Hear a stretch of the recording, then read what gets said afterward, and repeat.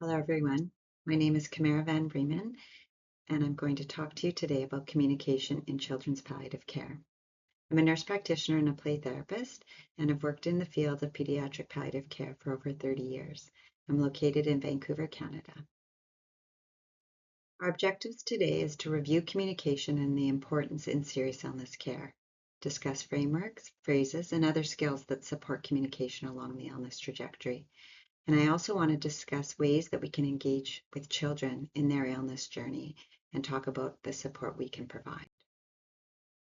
The single biggest problem in communication is the illusion that it has taken place.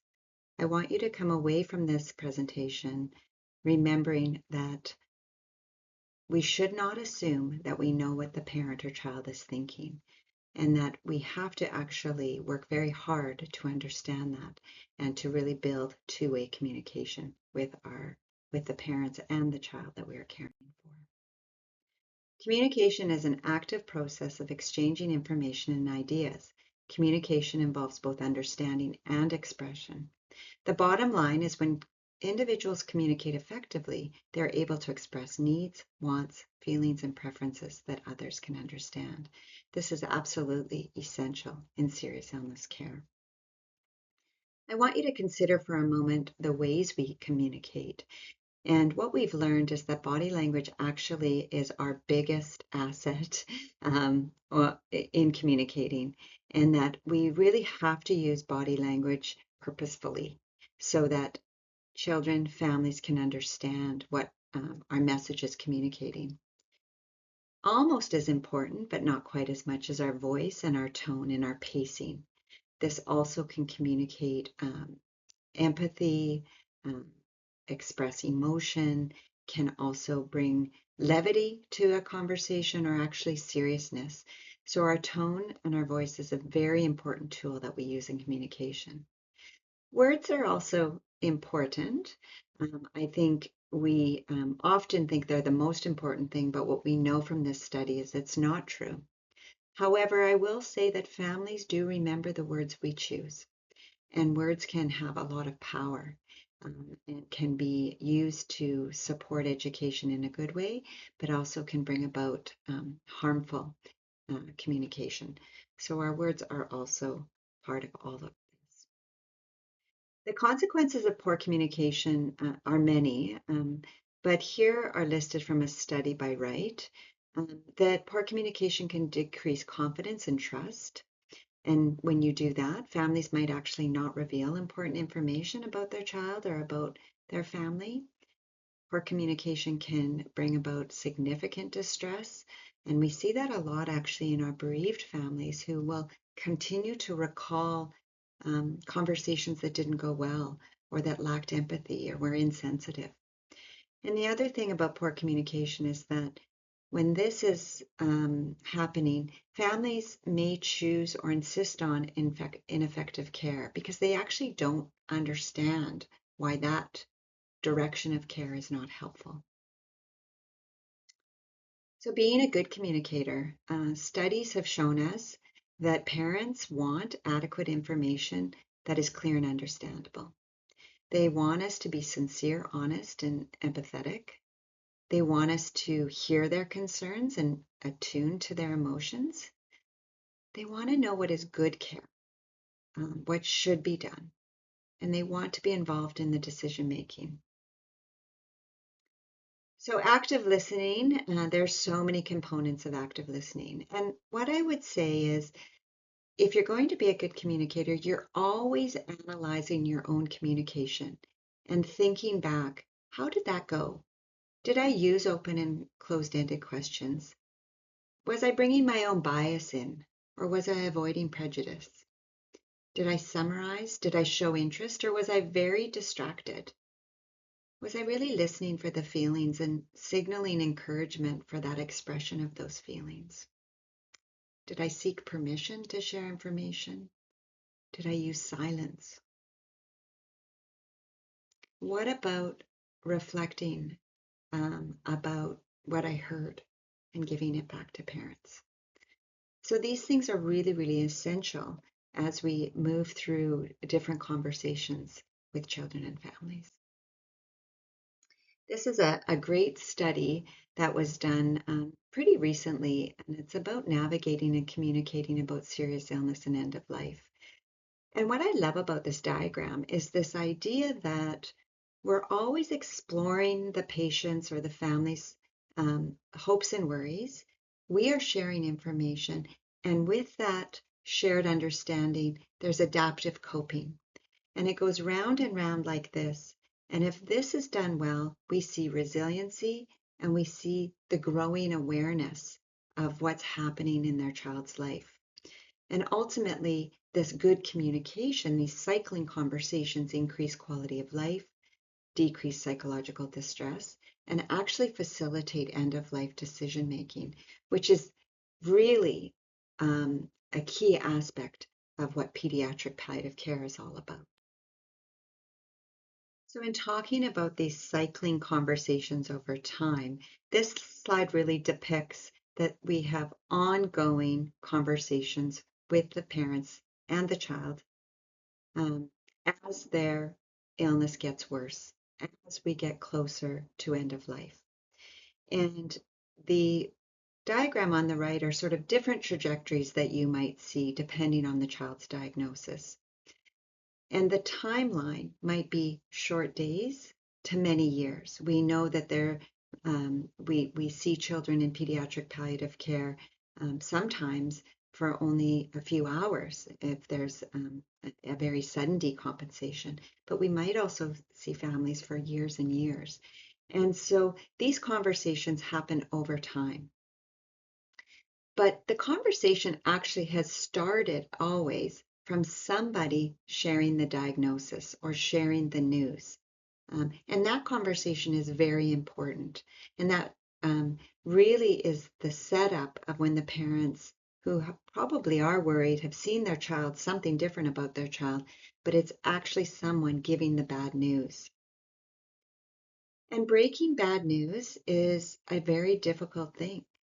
And it is done in general by a physician, a specialist physician often, but a physician that is sharing information with the family about the medical condition and the prognosis. And when I say prognosis, I mean what is ahead, not when the child is going to die. The breaking bad news conversation also is an opportunity to provide emotional support to a family who have a sense that something's wrong, and it also has to build in next steps in care. And so probably a lot of you have already heard about the spikes model. And the reason we use frameworks in conversations or in care in general is that frameworks allow us to have a stepwise approach so we don't miss anything. And in conversations, it also means that if we know there's a step by step, we're going to listen better. We're not going to be thinking, oh, what's the next thing I should do? What should I do? So this spikes framework is very helpful. S in spikes is setting. So really trying to find a place that has some privacy and to build in who should be there. That's very important. So that includes different team members and also family members. The next word is perception, and really trying to get a sense of what the family knows. Tell me what you understand so far. What have you been told about your daughter's illness? Invitation in the Spikes framework is, what are the family's preferences? I'm going to share some information from you. Are you someone that likes big picture or do you like a lot of details? And then to deliver the information. K in the Spikes model is to give that information. And this should be said simply and then stop. When we have shared difficult news, the family has to have some time to absorb that information. I often talk about sharing that news as a headline, right? I have some bad news. The cancer has grown. Pause. And in the spikes model, we have empathy come next. Why? When we deliver difficult news, the family is reeling. And once they sort of land on a little bit more understanding, emotion follows. So using silence is important, watching for the family to look up at you, to express what's going on for them, and to then empathize with what they must be feeling. I know this is not what you expected to hear today, or this is very difficult news. These meetings often should be quite short because the emotional bigness of it can be very difficult, and often we're not making a lot of decisions. Sometimes we are, but we're not making a lot of decisions once we deliver this news. Ideally, we like to have family have a little bit of time to sort of absorb that. But very importantly in the spikes model is that we do have strategy and summary so that the family clearly understands what the next steps are and when they're going to talk to you again. So making sure you have strategy in that is very important. I've added in a slide around this common mnemonic. It's called the nurse mnemonic, really around when we see those big emotions, when we see anger or a lot of grief. This is a way that we can name the emotion we're seeing, provide some understanding, show our respect, give support, and explore. So this mnemonic can be helpful when we are faced with some of those big emotions. Another framework that has really been helpful and I think important to integrate into communicating bad news, communicating prognosis, in supporting planning is the 4W framework. I wish, I worry, I wonder, and I will. When we share I wish with a family, and I'm going to give some examples, it allows for alignment with the parents and child's hopes. It's not saying this will happen. I agree with you. There will be a miracle or we will find another treatment. It's aligning and saying, I hear you. You love your child so much. And I hope for that too with you. I worry allows for us to be truthful while being sensitive. I wonder is a subtle way to seek permission to share more or to make a recommendation. And I will is about having a direct way of expressing your commitment or the team's commitment to ongoing care. I understand that people I'm talking to may not be using English in communicating with parents, but I do want to say that we have translated this framework into other languages. So I think what I want you to think about when you are translating it into your language is not to think about the English word as much, but to think about the word that works for the purpose of the conversation. So what word would you use if you're trying to align with the parents? What word would you use if you're wanting to be truthful but sensitive? So those are the ways that we can adapt the words that we use in English to words that you will be using with your patients. So here are some examples. A family, a parent might say, you know, I hope that there will be a miracle. And the provider might say, I wish that too. And when we align with parents, we want to also give that silence and that impact by our tone. I mean, who doesn't wish for a very unwell child to be cured? It's authentic. I wish that too. Following up with, I am worried that what we are seeing right now with her symptoms in the scans, the time might be short. We may also add in, I wonder if we can talk about what is the best care for her now and how we may consider getting her back home.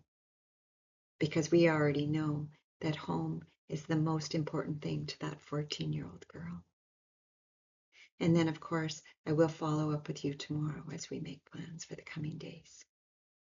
So again, think about how this framework may work in your own language. So going back to this cycling conversations, and this can happen anywhere along the trajectory. This can be, I just met this family, and the child is actually doing really well on our chemotherapy regime. Or this might be a family that you've known for many years, and you can see the deterioration and the fragility, the growing fragility in the child. So always start when you're re-engaging with a family. What do they understand? Tell me more about why you think she's having her shortness of breath. What else have you been told about by the neurologist regarding the seizures? What is your current level of concern? So really getting an assessment of what the family understands is where communication needs to start. After you hear what they have to say, analyze their understanding. Do they have a good understanding, an emerging understanding, or actually are they not really understanding this at all and have an incorrect understanding? And so when we affirm, we might say something like, yes, it is true, her cancer is worse, and we don't have other options. We might be clarifying, the family doesn't quite understand what's going on. So we might say something like, can we take some time to review the tests and why we are so concerned? Or we might have to adjust their understanding. I really would like that to be true. What we are seeing now, that despite all we're doing in the ICU, her organs are shutting down. So we don't have to hammer people over the head about sharing what we know. We have to take them step by step to grow in their understanding around what is true. And then, of course, after you do that, you need to support, plan, and follow up. This is the plan today. We will adjust her pain medicine and make sure that she has some time with a counselor. And I'm hoping that next week we also meet with your husband so we can make decisions together. And when we use this framework, this can really allow us to be good listeners and to create plans that align with the child's illness, the parent's understanding, and what we need to do as a team. So other great ways of communicating include these 6 questions that Dr. Joanne Wolf, who is a very well-known pediatric palliative care expert in the US, talks about. And she calls them her cardinal questions. And I really like these because these can be, again, asked at different points in the trajectory. As the child grows, perhaps, or as the illness gets worse. Tell me about your child and family. What have the providers told you is going on with your child? What is most important to you? What are you hoping for? What worries do you have? What gives you strength? And how well is that working for you? And I want to pause on this one a little bit because when we ask family what gives them strength, it might be very practical support. It might be support from a sister or a grandma or their community. But it also may be a window into their faith, what gives them hope, what sustains them. They might then talk about prayer or their faith traditions. And they might also share when we ask how well is that working for them, is that it might be working very well, but it might not be, right? My belief in God has changed now. How could this happen to us? Or, my family used to be very supportive, but after 5 years of this illness, they're not helping as much. So this question is really important in our communication. And someone on your team, if not many of you, should be looking at that and assessing that. And then another excellent question is, how are you managing day to day? Because when we get this answered, we actually, again, know how to intervene and give more support. I'm not going to talk a lot about the Serious Illness Conversation Guide. It's actually very similar to the Cardinal Questions. The difference being that within this guide, we also share our understanding of the illness, so that when we ask those questions about hopes, fears, and worries, it's in the context of the prognostication. I'd encourage you, if you're interested in taking the Serious Illness Conversation Guide training, that can be done, and we can provide a link to how to register for that. What I want to say is that the intention of the Serious Illness Conversation Guide isn't to get advanced directives or goals of care necessarily. It's actually to gain more understanding of parental knowledge, preferences, and values, which will inform how we go about making advanced care planning. So, supported decision-making in children. The principle of supported decision-making promotes autonomy by involving the individual and their trusted caregivers in the conversation, rather than just defaulting to the surrogate decision maker, which tends to be the parents. I want you to remember that children have the right to understand, to the best of their ability, their condition and the care they're receiving. They have a right to know what to expect and anticipate in that care. They have a right to share their preferences and participate in decisions. And they have a right to be involved in meaningful ways, even when they actually can't make the ultimate decision. They should be involved. And healthcare teams have the responsibility to seek the participation of children by respecting to the extent possible the developmental ability and express preferences. Again, it's not involving children or not involving children. There's actually a whole spectrum of how children can be involved. So we know some children, if they're very young, babies, they can't really make a decision. Some nonverbal children also would be not necessarily involved in decision making, although we do need to think about children, even the children with nonverbal or children with a lot of intellectual disability, they still may be able to be involved. And so we have to think about how they can make their preferences known.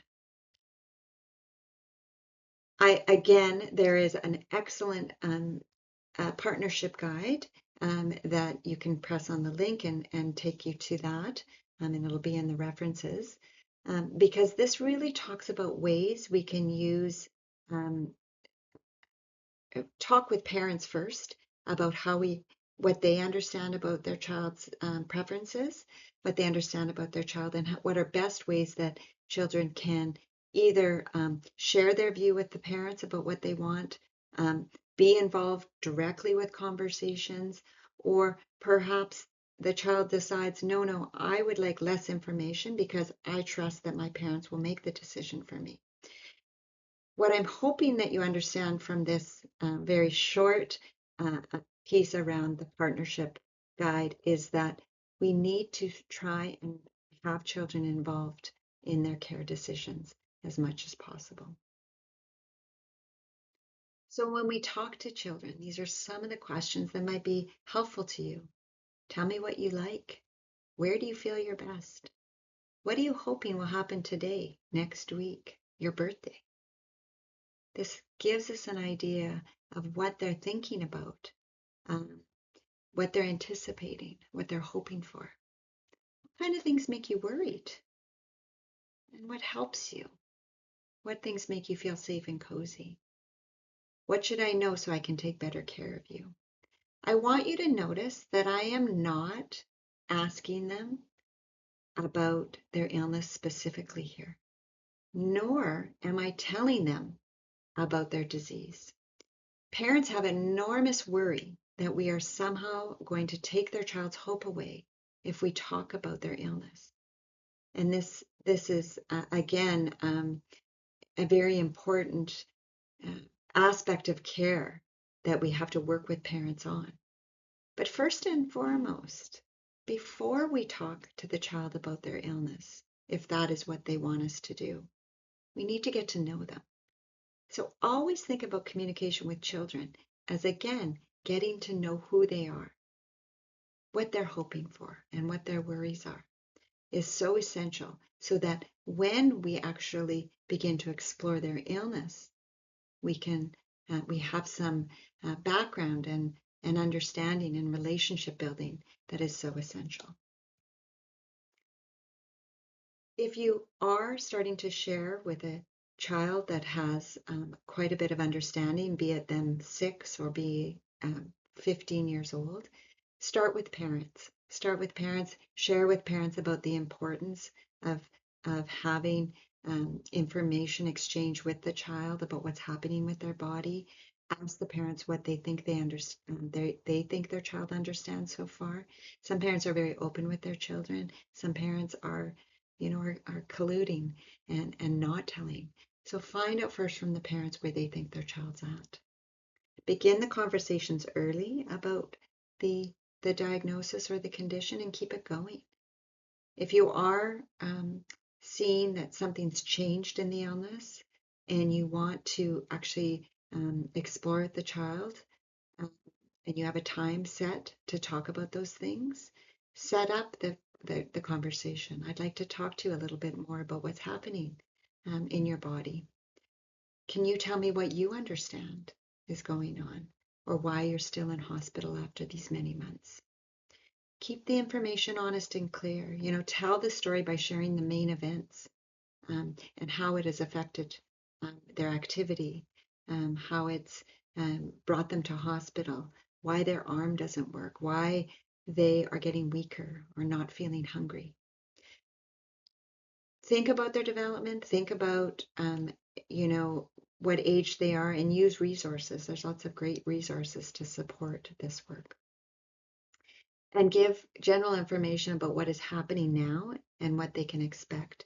And obviously, the younger the child, if you have a 4-year-old, you're not going to talk about 2 weeks from now. You're going to maybe talk about the next couple hours. Before dinner, we're going to do these things. After dinner, this is what happens. So think about it in terms of development and who the child is in their understanding of their illness and how much information they might be able to absorb.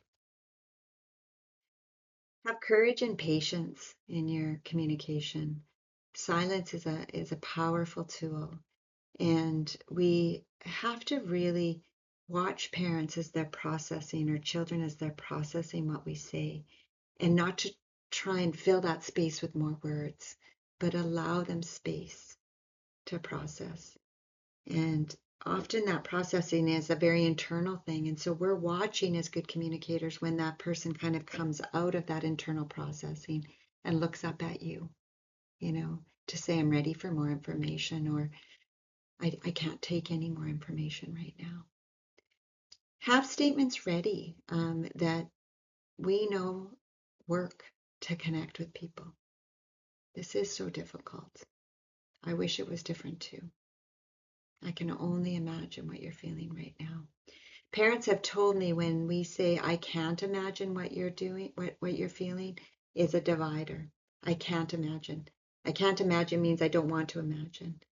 One of the parents I work with who's bereaved, and she teaches communication with us, she says, if you add that word only, it actually is an invitation to explore what's happening. I can only imagine what you're feeling right now. And that's an invitation for the parent to share. And always be aware of that urge to try and fix the unfixable. But we can do this and we can do that, and we're gonna watch when you do that. We want to have follow-up plans and engagement, and they're going to support the family. But we also don't want to pretend about the enormity of what we've just shared or what's happening in their lives.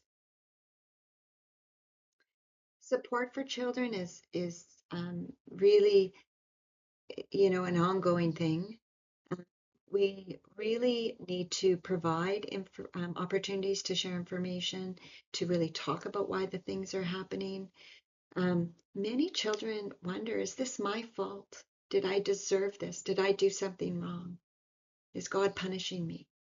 And clarifying this is really important and can really augment and help their journey by reducing the guilt they might feel or the misunderstanding they might have about why they're sick. We want to ensure connection with loved ones. Um, and this can be done virtually as well. You know, who are the important people in your life? We know that just because only a mother is at the bedside doesn't mean that that connection to others isn't being really missed. And so really thinking about how do we create those connections. Teach and practice regulation skills. The 5-finger breathing, of course, is a really nice breathing exercise. Children experience a lot of suffering in their illness journey by some of the, sometimes we're doing it to them. We're, poking them, prodding them, examining them, creating scenarios where their anxiety increases. Teach them regulation skills. That's really important.